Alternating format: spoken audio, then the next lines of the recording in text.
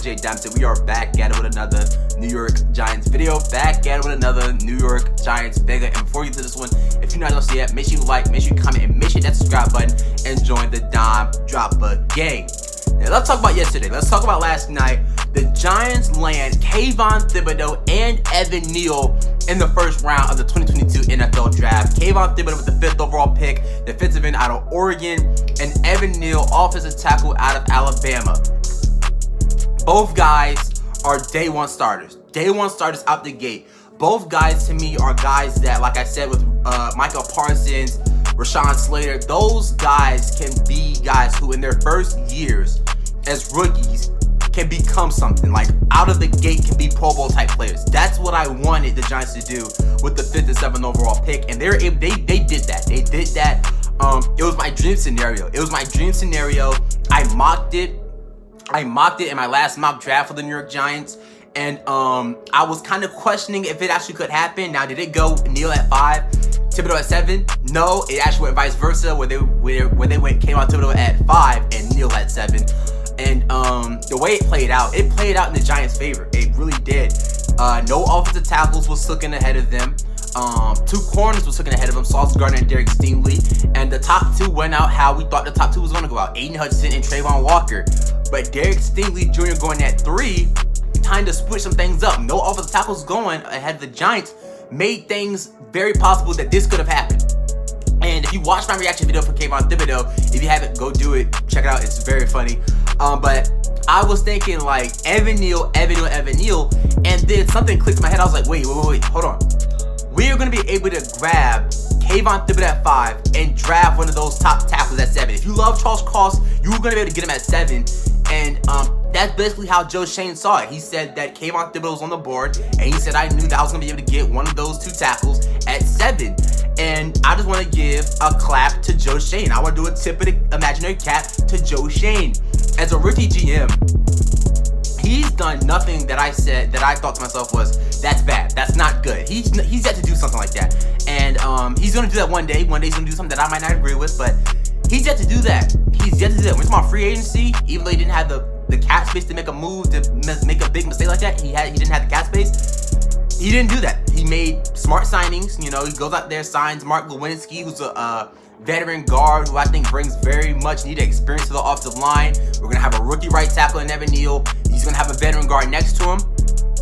And then in the draft, you get Kayvon Thibodeaux. I wanted him. That was my dream scenario, Kayvon Thibodeaux and Evan Neal. But to Kayvon Thibodeaux, he's a guy that his aura is awesome. Like, it's awesome. Watch the interviews, watch whatever.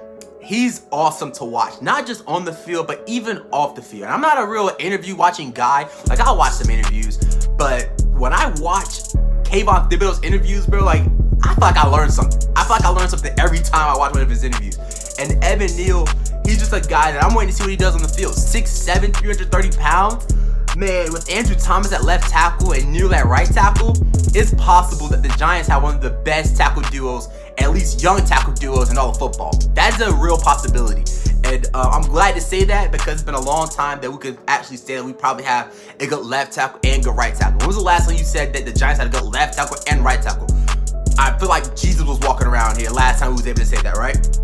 Kayvon Thibodeaux on the Giants defense fills in. You know, so Wink Martindale, he's not just going to run 3-4. He's going to switch it up sometimes. Kayvon Thibodeaux fits all that. And he's the Batman. One thing that I said I wanted the Giants to do, if you can't get one of those top edge rushers in the first round, go somewhere else in the second. I understand that there's the Arnold Ebiketie who's still on the board in the second round. But I wanted the Batman. And Kayvon Thibodeaux's the Batman. Azeez Ojulari, who was our second round draft pick last year, he showed that in his rookie year that his ceiling is the Robin to a Batman as a pass rusher. Now, could he top that? Possibly, definitely. I hope he does. Azeez Ojulari is one of my favorite players on the team. But just having a pairing, a young pairing at that, of Azeez Ojulari and Kayvon Thibodeaux, it's awesome. It's awesome. And these 2 picks right here are what we hope to be cornerstone picks. And as of right now, I feel like they are. I feel like they really are. They've yet to go on the field yet, but first I'm out grading these picks, it's A++. It's A+++++. 5th overall pick, A+. Kayvon Thibodeaux at 5, a guy who at one point was a consistent first overall pick. You get him at 5. That's tremendous value. Evan Neal fills in a huge need at right tackle for the Giants. That's an A++. It's an A++. Another guy who at one point was the consensus first overall pick. You got him at 7. Let that sink in. You got potentially 2 first overall picks at one point at 5 and 7. It's crazy. It's also awesome. And back to Joe Schoen, he played it out perfectly. He leaked out some information about Kayvon Thibodeaux, and it kind of created a way for him to fall to the Giants. I never believed that Kayvon Thibodeaux wasn't on the Giants' mind. I never believed it. I thought to myself, if the Giants don't see Kayvon Thibodeaux as an actual option, they're crazy.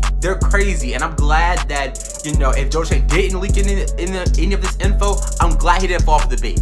I'm glad that he took a guy that he thought could be a game changer. And Evan Neal and Kayvon Thibodeaux are game changers. They're game changers.